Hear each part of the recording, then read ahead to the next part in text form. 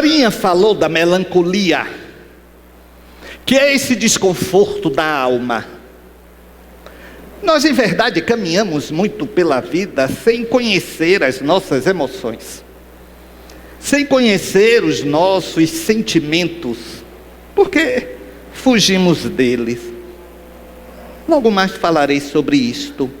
Mas há um sentimento muito próximo da melancolia, que é sempre traduzido como um aperto no peito, um vazio, uma sensação de que algo falta. É diferente da melancolia, porque a melancolia traz uma nostalgia, traz uma espécie de sentimento de saudade de algo que foi vivido e não lembrado.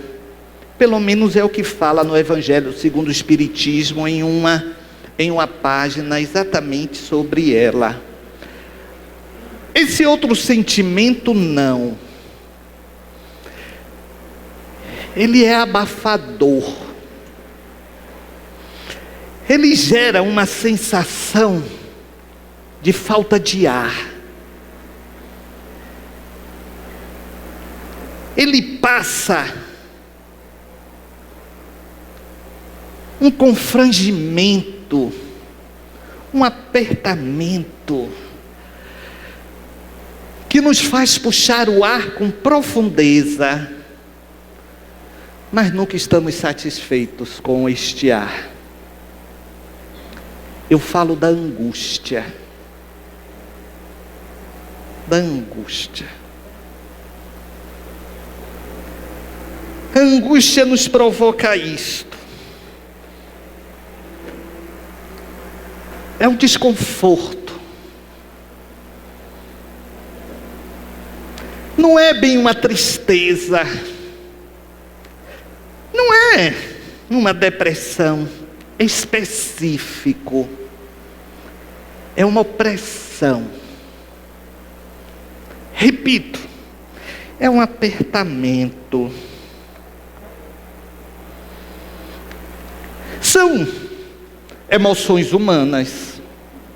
Como Clara falou, inclusive, da melancolia. São emoções humanas. E curiosamente as pessoas buscam a evolução e acham que a evolução espiritual é você não sentir esta emoção ou estas emoções humanas. As pessoas guardam uma impressão de que ser equilibrado é não ter essas emoções perturbando-as. Mas não. A pessoa equilibrada não é aquela que não tem essas emoções e não se perturbam com elas. Não. As pessoas equilibradas são aquelas que vivenciam as suas emoções de forma proporcional ao fato. São pessoas que não se exacerbam no desequilíbrio por uma bobagem, nem também fingem que nada acontece. Não. A pessoa equilibrada é a pessoa que sabe e administra bem as suas emoções, fraquezas e dificuldades. Mas o que é angústia? O que é angústia? Falamos aqui das suas características de ação. Mas esta desgraça vem da onde? A angústia é fruto, geralmente, de um conflito que clama dentro de nós, de forma inconsciente ou subconsciente, uma solução, ou quando não, o ajustamento. Pablo quando estávamos fazendo uma reflexão sobre esse tema, ele me passou um pensamento que eu achei muito interessante. Ele diz que a angústia é a febre das emoções, chamando atenção para a necessidade de um ajuste, de uma solução ou de um ajuste. A febre não nos alerta que alguma coisa está errada no corpo, a angústia nos alerta que alguma coisa está errada na alma. Vamos, portanto, agora tomar a emoção e a mente como a alma, porque em verdade é na alma, é no espírito, que verdadeiramente as emoções são sentidas, que há repercussão dos sentimentos. É a alma, que aí nós chamamos de alma porque é o espírito reencarnado, é uma questão apenas didática. Quando está desencarnado a gente chama de espírito, a gente não fala de alma, não é? A alma é só o espírito reencarnado.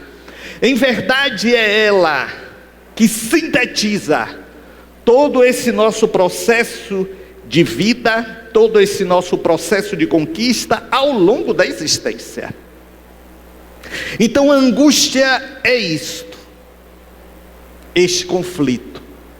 O grande problema do ser humano é que nós vivemos para nos proteger de desconfortos. Nós não queremos sentir um desconforto emocional, não queremos sentir um desconforto psicológico, fugimos disto. E nesta fuga, nós criamos mecanismos de proteção do nosso ego. Nós não queremos que ele se desestruture.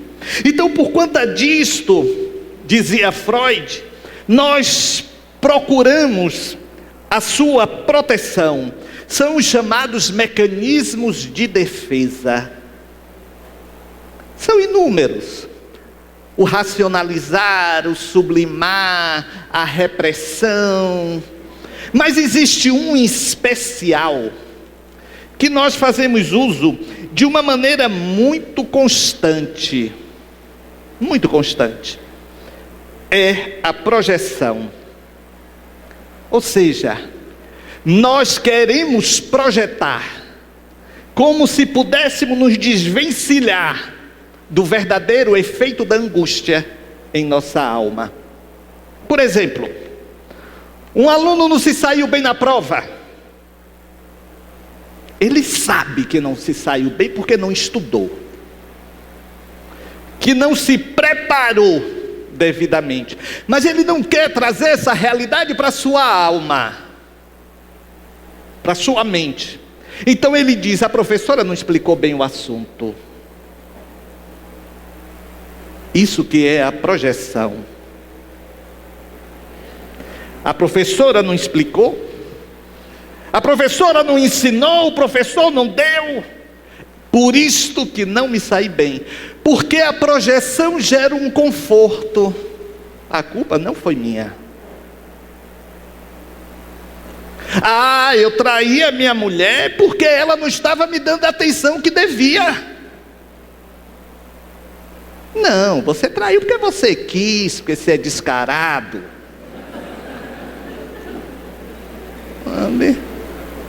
Mas, sabe, é aquilo que nós sabemos quando o outro está usando, e nós até dizemos isso, só não temos o nome técnico, projeção. Veja se vocês não já falaram para alguém numa discussão: não queira virar o jogo não, não queira não. É isso que é projeção, é isto. Então é claro, por conta disto, nós vamos e cada vez mais fugindo deste encontro com os nossos conflitos. E aí é que está a base de uma permanente manifestação da angústia e o desafio do processo evolutivo é batermos de frente, é encararmos de uma forma a ressignificarmos os nossos sentimentos e emoções com a mais apropriada possível aproximação da realidade. Por que isso está me gerando por que eu acordei assim? Reflita. O que foi que nesses dias aconteceu? Você falou, você vivenciou, que gerou esse desconforto. Por quê? O que está verdadeiramente perturbando essa sua paz interior? E quando falamos, meus amigos, de angústia, quando nos falamos desta vida humana de relação, não podemos desassociar do plano espiritual, porque estamos envolvidos e submetidos a ele também. Então vamos raciocinar de que, como já disse aqui em outras oportunidades, e o processo se assemelha, tudo que nós jogamos para fora, que nós colocamos neste nosso campo, que chamamos de aura, que nada mais é do que o reflexo do que somos, em sentimentos e emoções, isto que colocamos é que atrairá as companhias espirituais compatíveis com a emoção. Então, se você é uma pessoa que vivencia uma angústia constante e permanente, o que será que você está colocando nesse seu campo vibratório? E se você não consegue entender ou puxar o fio da meada na compreensão do fator causal desta sua angústia, busque um apoio psicológico. Mas você não pode ficar se auto-sabotando. Foi o tema da nossa palestra anterior, em cima exatamente desse desencontro. É aquela velha história, é jogar para debaixo do tapete o lixo emocional, e ele vai ter que sair. Ele vai ter que sair. Meus amigos, o que é uma ferida purulenta? É um corpo estranho que invadiu o nosso corpo, e ele se mobiliza através da sua defesa para expulsar, para superficializar aquilo. Se temos um espinho que nos entra no dedo e não conseguimos tirar, vai ficar doendo, incomodando, e ao passar dos dias, vai ficar ali uma secreção purulenta querendo expulsar. Um furúnculo, uma tumoração, é a mesma coisa. De uma forma maior, mais abrangente, também com as emoções. Com as emoções negativas, as emoções pesadas. A alma se mobiliza para expulsar, e expulsar através do corpo. E aí, há todo este processo, até de adoecimento. É isto que precisamos entender. Precisamos viver e vivenciar um sentido binômio da nossa vida. Não apenas, se eu estou com ansiedade, eu vou tomar um ansiolítico, vou tomar uma faixa preta, uma faixa preta desse aí, um Ocadil, um Tegretol, tem um aí bem da moda agora, Rivotril, tá vendo? Vocês sabem. Vou tomar um Rivotril. Eu tenho um colega de trabalho que diz que toma Rivotril com energético. Porque um dia eu encontrei ele no corredor lá da justiça, ele estava todo assim. E aí, Medrado, preciso ter um papo reto com você. Eu, tá. E ele é um cara assim, geralmente centrado, mas assim, não é aquela coisa. Aí, pronto. Eu fiquei com ele na cabeça, aí eu liguei, peguei o telefone, liguei. Eu falando, vem cá, eu achei você estranho. Estranho você precisava ver ontem. Hoje eu tô bom. Eu disse, vem cá, olha, eu vou dar um pulinho aí.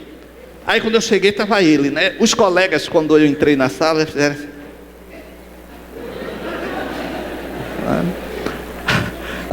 Entrei na sala. Eu disse, vem cá, rapaz, o que? Não, ontem que eu não estava bem, hoje eu já estou bem. Eu disse, você não está bem não. Ele disse, não, eu tomei um remédiozinho ali, era até de minha avó. Eu peguei, em verdade não foi um não, foram 2. E tomei um Red Bull. Eu virei, rapaz, você está descompensado. Sabe? Ele, tô não.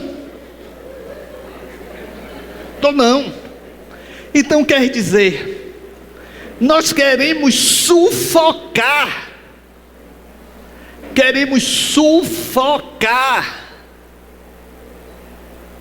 as questões que precisam ser resolvidas. Queremos como que abafar, como se elas não existissem dentro de nós. Não tentem, vocês não vão conseguir. Não vão conseguir. Elas precisam ser desveladas. Elas precisam ser desmascaradas. Se possível, extirpadas. Quando não, ajustadas. Olha, é tão interessante como vêm pessoas falar comigo, sobretudo querendo culpar a mediunidade, projeção. Medrado, eu não estou conseguindo dormir, é uma agonia, eu sei que é uma obsessão. E quando eu digo que eu estou ali percebendo, né, eu falo, não é obsessão, é obsessão. Aí eu também bato o pé assim, não é não. Porque é claro, ela não quer assumir a busca deste conflito. Então é uma projeção em dizer que é um obsessor, porque culpa ele, é por conta dele que eu estou assim. E não por minha conta. E nesse particular, como a mediunidade sofre. Como botam a culpa na pobre da mediunidade. E muitas vezes eu vejo ali conflitos de relação estabelecidos, conflitos sexuais implantados, e a pessoa não abre porta para um outro viés de consideração. Eu me lembro, já faz alguns anos isto, uma senhora veio falar comigo aqui, mas assim, uma senhora de uns 70 e poucos anos, não é? E ela veio exatamente dizendo, Medrado, eu estou num processo obsessivo terrível. Eu virei assim, o que a leva a pensar nisto? O marido ficou, aqui só ela que subiu. Aí ela virou e disse, Medrado, são os pensamentos que eles estão me colocando. Eu não era assim. Aí o meu lado maldoso, já avaliei que nem vocês, quais eram os pensamentos, mas fiquei calado. Aí ela disse, porque Medrado está me dando muito desconforto, e por conta disto, meu marido, coitado, aí apontou para ele, eu vi um senhorzinho, ele está sofrendo, eu estou grosseira, eu estou maltratando ele. E Pablo, porque Pablo é um espírito, Pablo Duran, ele foi psicólogo, doutor em psicologia, e ele muitas vezes, quando eu estou assim, atendendo, ele fica assim, me soprando as coisas. Tem vezes que eu até digo, não posso atender, porque eu também não sinto a presença dele, mas ele fica me soltando, mas ele me solta assim, muitas vezes até sem critério. E eu me lembro bem, que com esta senhora ele me soltou. Ele virou e disse assim: é sexo. Eu fiquei calado.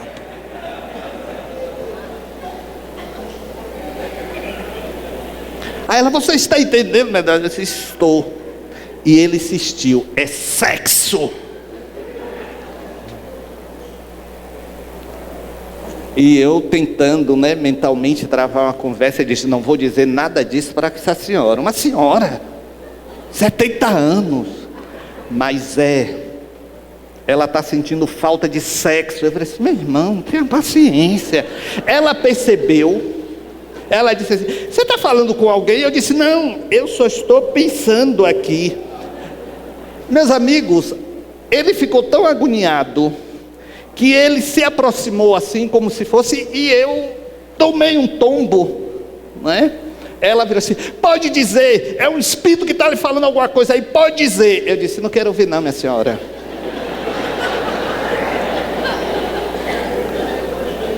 Deixe para lá. Ela falou assim: não, eu vim aqui, e o marido aqui.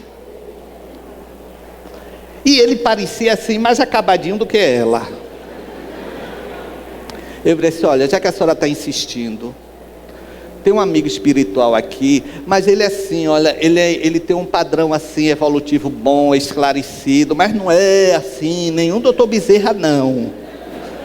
Para ela não se chocar. O que é?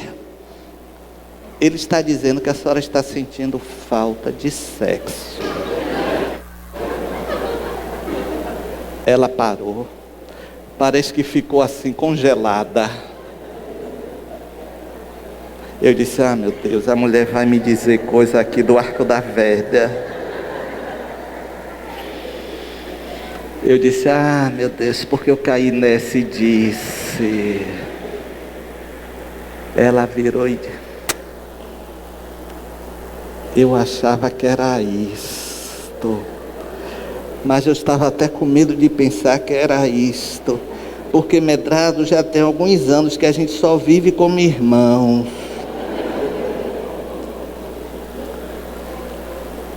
O que é que eu faço? Eu disse: ah, minha senhora, aí também, sabe? Tenha paciência. Não é?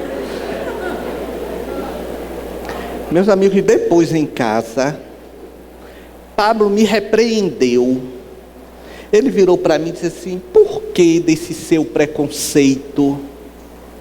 Só porque era uma senhora de 70 anos, que fosse de 90, de 100 anos. Era uma necessidade natural, fisiológica, que ela estava evidenciando a falta. Qual é o problema? Por que ainda esse tabu? Eu falei assim: está certo, mas eu disse. Mas disse porque quase eu lhe empurrei em cima dela. Mas observe, ela fugia disso. Talvez ela encarando os pensamentos que ela dizia que estavam sendo projetados para ela, perderiam a força. Perderiam a força. Então nós precisamos verdadeiramente nos confrontarmos. Para isso, vocês estão rindo demais. Vocês conhecem alguém nessa situação, não é? Não é? Eu percebi que vocês conhecem mesmo. Então nós precisamos nos confrontarmos e modificarmos o nosso padrão de aceitação e compreender a nossa humanidade.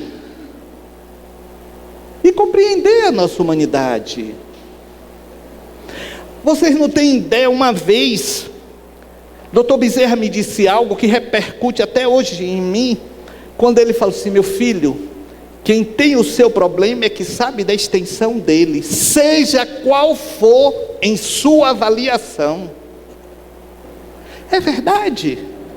Porque de repente alguém vira para mim e diz assim: eu não estou aguentando essa dor no dedo. Eu fico, mas meu Deus, tanta gente com dores aí terríveis. Mas é a dor dela. É a dor dela. E isso foi depois. Dr. Bezerra fazia o atendimento lá no Uruguai. Isso. Chico disse que eu iria trabalhar com o Dr. Bezerra em 1984. Dr. Bezerra começou a me aparecer em 1985, em fevereiro de 1985. Isso deve ter sido em 1987. Em 1987, 88, lá no Uruguai. Tinha um amigo nosso que era médico, acompanhava os atendimentos. Aí veio uma senhora, sentou, e aflita, não sei o quê, chorando, pediu a ele um remédio homeopático para o cachorro, que o cachorro dela estava sofrendo muito, não sei o quê, e ele prescreveu. Quando ela saiu, Gerson virou e disse: mas doutor Bezerra, eu veja, né? Tanta gente com dramas, com problemas sérios, e essa senhora veio falar do cachorro dela. E foi aí que ele disse: mas é a dor dela. É a dor dela. Quem somos nós para fazer juízo de valor sobre a dor de quem quer que seja? É verdade.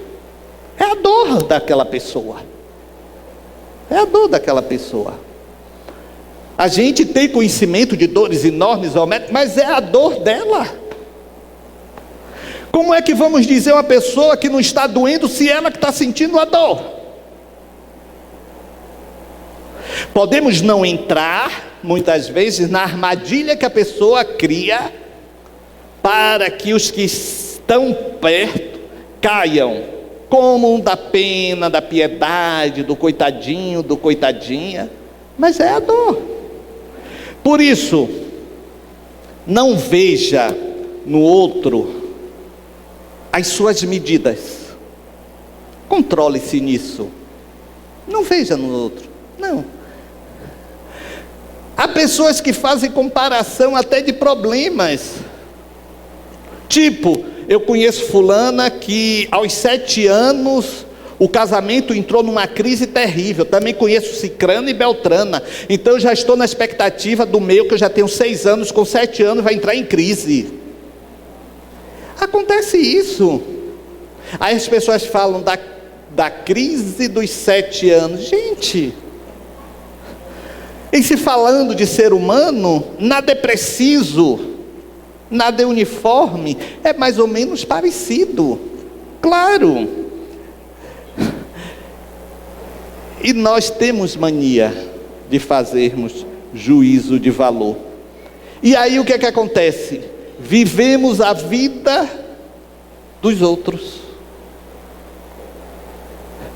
Se uma pessoa está com algum problema de saúde e a gente tem algo parecido, você sente o quê? Para você ver se é a mesma coisa que você sente.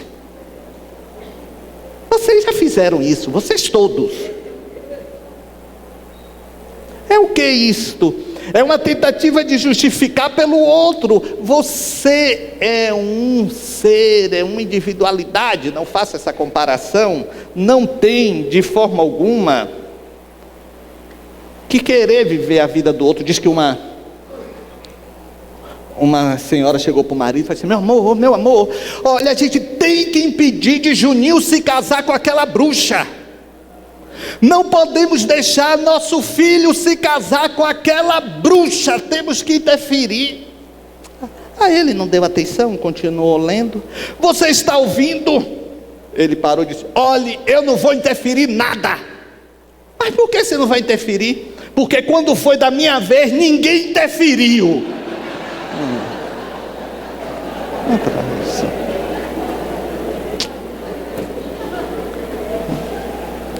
Então, as pessoas não mudam suas vidas porque nós determinamos ou queremos. elas só mudam quando elas querem. E é verdade, nós temos que nos concentrar sempre em desvendar esses mistérios que assomam as nossas almas. Sempre nos auto-questionando. Gera um desconforto, né? Eu percebi quando eu falava isso, algumas pessoas se arrumavam na cadeira, sabe? Como se dissesse, não venha me incomodar. Mas é verdade. Então se antecipe ao incômodo, se antecipe ao desconforto, se desnude para você mesmo. A propósito disso, vocês sabem por que a loira toma banho de porta aberta? Olha que esperta. Olhem que esperta. Vocês sabem por quê? Para que ninguém fique olhando pelo buraco da fechadura. Sabedoria, abra logo a porta, pronto, né? Aí ninguém vai precisar ficar ali olhando pelo buraco da fechadura. Então se antecipe a estas buscas. E para encerrarmos essa nossa reflexão sobre os conflitos da alma e a espiritualidade,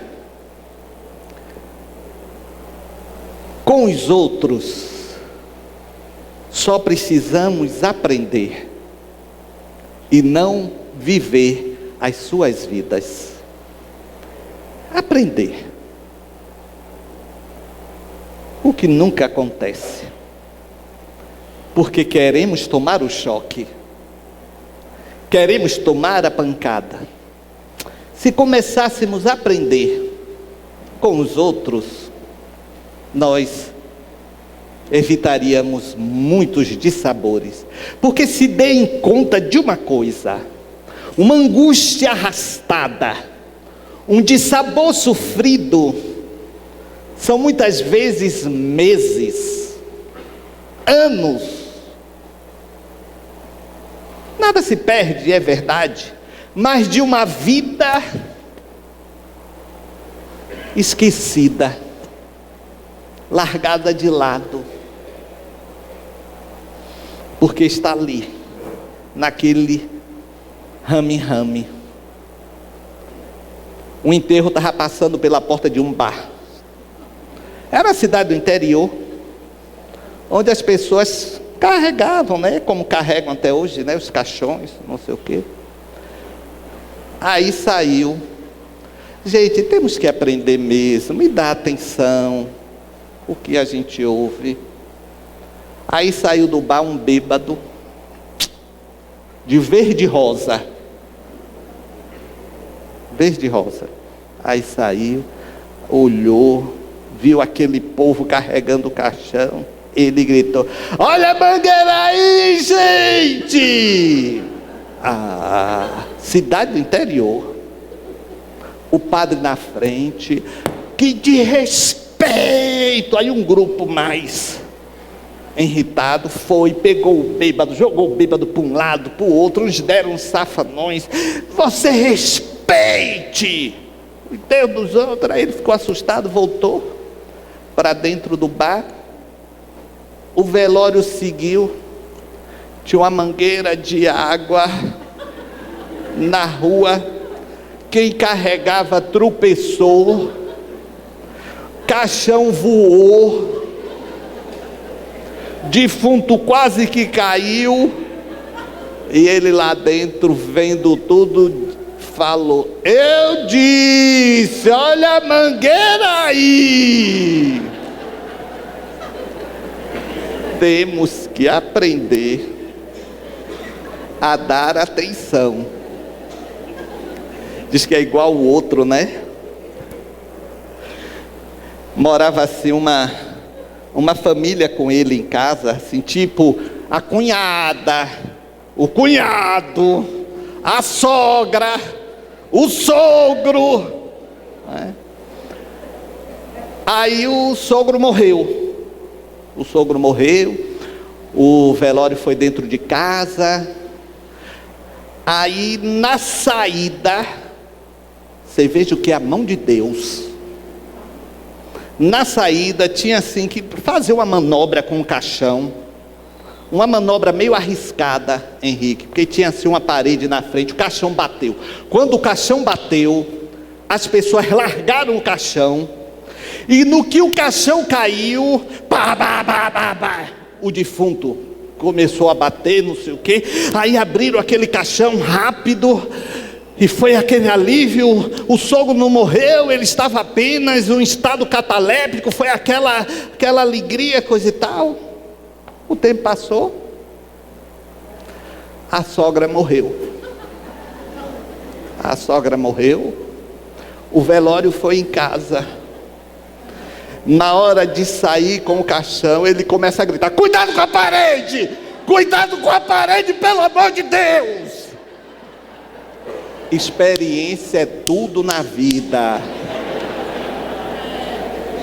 Experiência é tudo na vida.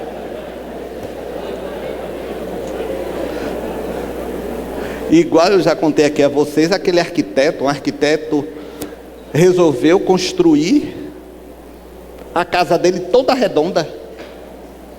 Toda redonda. Aí ele mostrando ao amigo: poxa, que curioso, toda redonda a sua casa. Ele disse: pois é. Sim, mas por quê? Rapaz, para evitar minha sogra chegar aqui e me perguntar: onde é o meu cantinho? Apaga as luzes, por favor.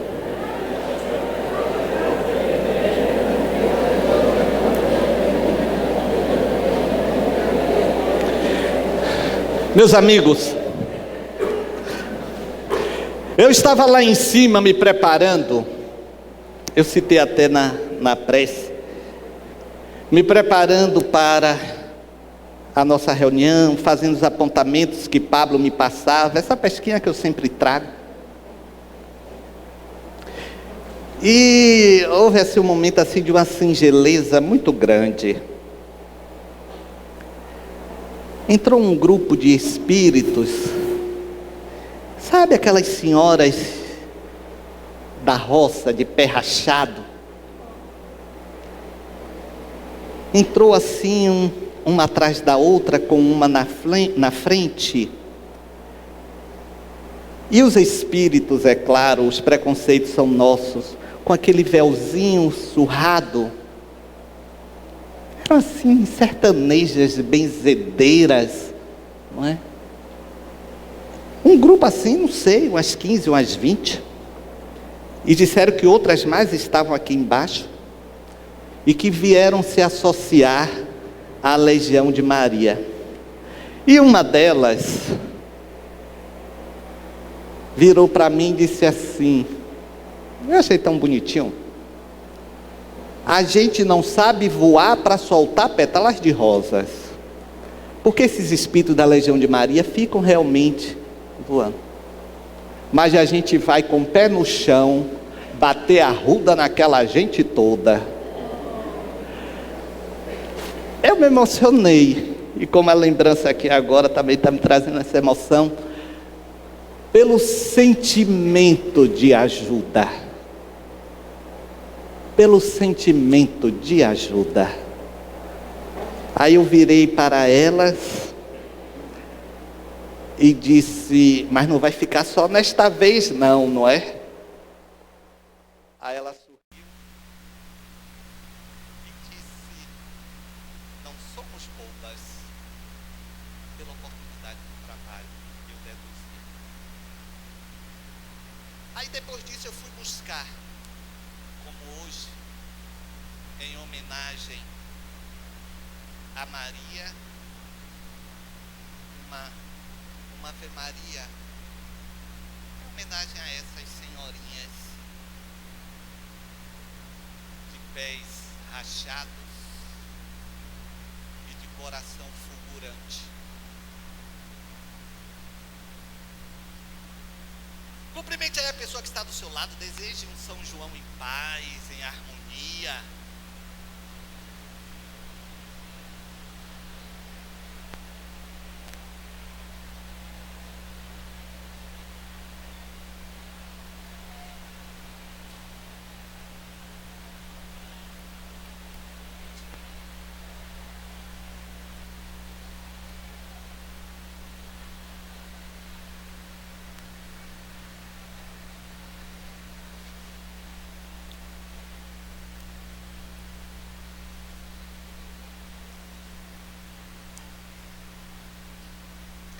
Vamos buscar esta vibração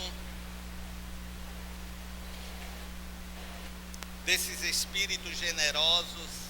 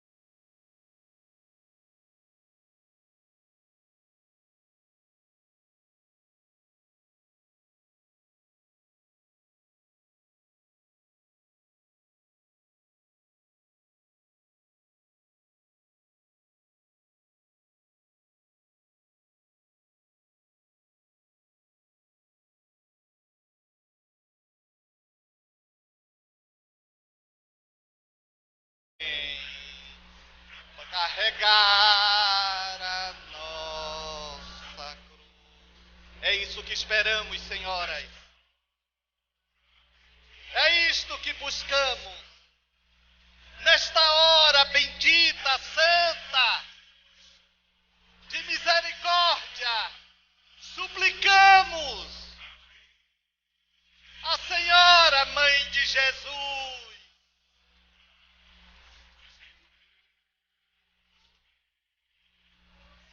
nós, enfermos da alma, do corpo, do espírito. Ave Maria, Mãe de Jesus,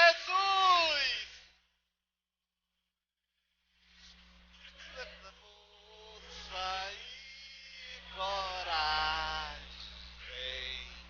carregar a nós. É isso que pedimos. Auxílio. Que possamos ir com esta certeza de que vamos com esses espíritos que vão nos ajudar a carregar a nossa cruz.